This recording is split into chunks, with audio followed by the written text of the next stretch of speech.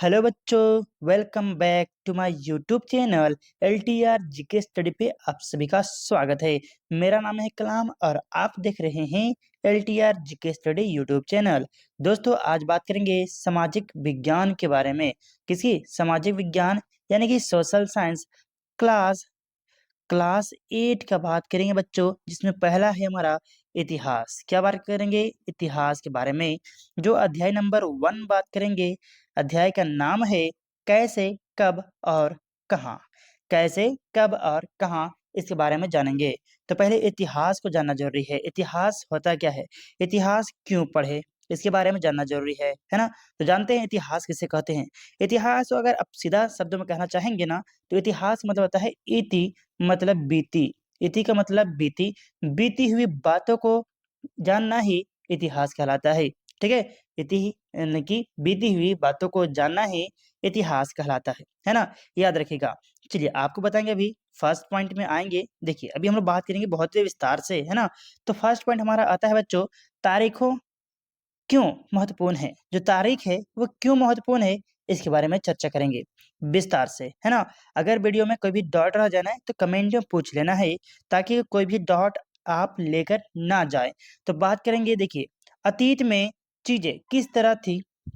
अतीत में, अब अतीत क्या होता है, जो पहले की बात बीत गया है उसके बारे में बात कर रहे हैं। अतीत में चीजें किस तरह थी और उनमें क्या बदलाव आए हैं। जैसे हम अतीत और वर्तमान की तुलना करते हैं। दोस्तों, अभी आपको बताएंगे। हम समय का जिक्र करने लगते हैं, है ना। बता दें, हम पहले और बाद में की बात करने लगते हैं। रॉबर्ट क्लाई ने जेम्स रेनल को हिंदुस्तान का नक्शे तैयार करने का काम सौंपा था। किसको? तो रॉबर्ट क्लाई ने। किसने सौंपा था? तो रॉबर्ट क्लाई ने किसको सौंपा था हिंदुस्तान का नक्शा तैयार करने के लिए? किसको? तो जेम्स रेनल को सौंपा था ये काम। क्या करने के लिए? तो हिंदुस्तान का नक्शा बनाने के लिए। भारत पर अंग्रेजों की विजय स्थापित करने की प्रारंभिक में नक्शे तैयार था। क्या था? नक्शा तैयार था। भारत के प्रथम गवर्नर जनरल वारेन हेस्टिंग के शासन से शुरू होता है। कौन? तो भारत के जो पहला गवर्नर जनरल था वो कौन था? तो वारेन हेस्टिंग। ठीक है, याद रखिएगा। दोस्तों, आखिर बात करें। आखिर वायसराय लॉर्ड माउंटबेटन। आखिरी जो वायसराय था वो लॉर्ड माउंटबेटन, और जो वारेन हेस्टिंग थे वो कौन थे? तो गवर्नर जनरल थे। याद रखिएगा। और वायसराय कौन था? तो लॉर्ड माउंटबेटन थे। ठीक है, के साथ साथ खत्म हो जाता है यहाँ से किसकी? ब्रिटिश सत्ता का अंत हो जाएगा। बात करें, एक उदाहरण से आपको समझाने की कोशिश करते हैं। देखिएगा आराम से। भारत में ब्रिटिश इतिहासकारों ने जो इतिहास लिखा, उनके हर एक गवर्नर जनरल का शासनकाल महत्वपूर्ण है। जो भी इतिहास लिखा है ना, जो भी इतिहास लिखा है ब्रिटिश, उन सब का गवर्नर जनरल जो है उनका बहुत ही महत्वपूर्ण हो जाता है बात पढ़ना। ये इतिहास प्रथम गवर्नर जनरल जो वारेन हेस्टिंग के शासन से शुरू होता है। कहाँ से? तो वारेन हेस्टिंग जो प्रथम गवर्नर जनरल थे, वहां से शुरुआत होती है। आखिरी ये वारेन हेस्टिंग खत्म होने के बाद बन जाता है यही जो गवर्नर जनरल है, उसको बाद में वायसराय बना दिया जाता है। और जो लास्ट वायसराय रहते हैं वो रहते हैं लॉर्ड माउंटबेटन। के साथ खत्म हो जाता है अंग्रेजों का शासनकाल। दोस्तों, भी आगे बात करेंगे। अलग अलग अध्यायों में हम दूसरे governor general Warren Hasting, Bentinck, Dalhousie, Canning, Lawrence, Lytton, पिन, Ripon Ripon Curzon, Hardinge, Irwin के बारे में। ये सब क्या है? ये सब हैं आपका गवर्नर जनरल। ठीक है, याद रखिएगा। इसलिए इस इतिहास में गवर्नर जनरलों एवं वायसरायों का कभी ना खत्म होने वाला सिलसिला भी छाया रहा था। बात करें इतिहास की एक किताबों में, सारी तारीख का महत्व इस अधिकारों, उनकी गतिविधियों, नीतियों, उपलब्धियों के आधार पर ही तय होता था। दोस्तों, बात करें, यह ऐसे ऐसे थे यह ऐसे थे मानो इन लोगों के जीवन में बेहतर कोई चीज नहीं थी। ठीक है दोस्तों, बात करें जिसे जानना महत्वपूर्ण है। बता दें दोस्तों, इन लोगों के जीवन का क्रम ब्रिटिश शासन के इतिहास में अलग-अलग अध्यायों का विषय बन जाता था। किसके? तो ब्रिटिश शासन में, ठीक है? ब्रिटिश शासन में जो है वो इन गवर्नर जनरल का समय में ये सब का अध्याय अलग-अलग बन जाता था। दोस्तों आगे बात करेंगे अभी हम अवधियों कैसे तय करते हैं? क्या अवधियाँ कैसे? अवधि मतलब क्या होता है? तो बच्चा समय, अवधि का मतलब होता है समय। तो हम लोग समय को कैसे तय करते हैं इसके बारे में जानेंगे। तो बात करते हैं 1817 में स्कॉटलैंड, कहाँ? 1817 में स्कॉटलैंड के अर्थशास्त्री और राजनीतिक दार्शनिक जेम्स मिल, जो ये थे राजनीतिक और दार्शनिक मिल जो राजनीतिक और दार्शनिक जेम्स मिल ने 3 विशाल खंडों में history of British India A history of British India British Bharat का इतिहास नामक एक किताब लिखा। किसने? तो जेम्स मिल ने लिखा था ये किताब का नाम। किताब का नाम क्या है? A history of British India किताब का नाम था दोस्तों। बात करें इस किताब में उन्होंने भारत के इतिहास को हिंदू, मुस्लिम और ब्रिटिश इन तीनों कालो खंडों में बांटा था। ठीक है? बात करें कौन-कौन सा? तो हिंदू, मुस्लिम और ब्रिटिश 3 कालों में बांट दिया गया था। किसको? इतिहास को। ठीक है? बात करें इतिहास को हम अलग-अलग काल खंडों में बाँटने की कोशिश क्यों करते हैं? जब हम लोग 3 भाग में इतिहास को बाँट के पढ़ते हैं, तो क्यों करते हैं ऐसा? सवाल बन के आता है। इसकी भी एक वजह है। यह बात करें तो हम एक दौर की खासियतों, उनके केंद्रीय तत्वों को पकड़ने की कोशिश करते हैं, है ना? बात करें इसलिए ऐसे शब्द महत्वपूर्ण हो जाते हैं जिनके सहारे हम उस समय को ये अवधि से दूसरे अवधि के बीच आए बदलावों का क्या महत्व है, इनके बारे में जान पाते हैं।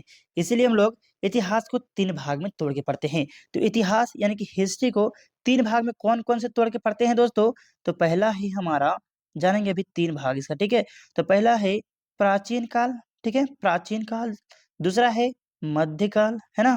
दूसरा मध्यकाल और तीसरा है आधुनिक काल, है ना? आधुनिक काल, जिसे बोलते हैं ancient history, medieval history and modern history. ये 3 पार्ट में तोड़ के पढ़ते हैं। किसको? इतिहास को, है ना? चलिए आगे बात करेंगे दोस्तों अभी। चलिए आगे अभी देखते हैं विस्तार से। अगर कहीं डाउट रहे तो कमेंट में पूछ लेना है और वीडियो अच्छी लगे ना तो वीडियो को लाइक करके अपने दोस्तों के साथ शेयर कर देना है। तो दोस्तों बात करिए अब मिल के बारे में बात करते हैं। किसकी? जेम्स मिल कौन था? ये एक लेखक था। इसके बारे में बात करेंगे। कहाँ के थे? तो ये ब्रिटिश लेखक थे, है ना? बात करें मिल को लगता था कि सारे एशियाई समाज सभ्यता के मामले में यूरोप से पीछे है। जो एशियाई समाज है वो यूरोप से पीछे है, ऐसा लगता था। किसको? जेम्स मिल को। इतिहास की उनकी समझदारी ये थी कि भारत में अंग्रेजों के आने से पहले यहाँ हिंदू और मुसलमान तानाशाहों का ही राज चलता था। ये कौन कह रहा है? तो ब्रिटिश बोल रहा है कि मुझसे आने से पहले यहाँ पर हिंदू मुस्लिम तानाशाहों का ही राजा चलता था, है ना? तो बात सही है। बात करें चारों ओर केवल धार्मिक बैर, ज जातिगत बंधनों और अंधविश्वासों का ही बोलबाला था। ऐसा कहना किसका है? अंग्रेजों का, यानी कि जेम्स मिल का ये कहना है कि पहले सिर्फ जातिगत पर ध्यान देते थे, ठीक है? जाति का बैर था लगा हुआ था, जंजीरें थी, ठीक है? जातिगत बांधवाना था। फिर और तो और अंधविश्वासों पर ज़्यादा ध्यान दिया जाता था पहले, ऐसा कहा जा रहा है, जेम्स मिल ने कह रहा है, ठीक है?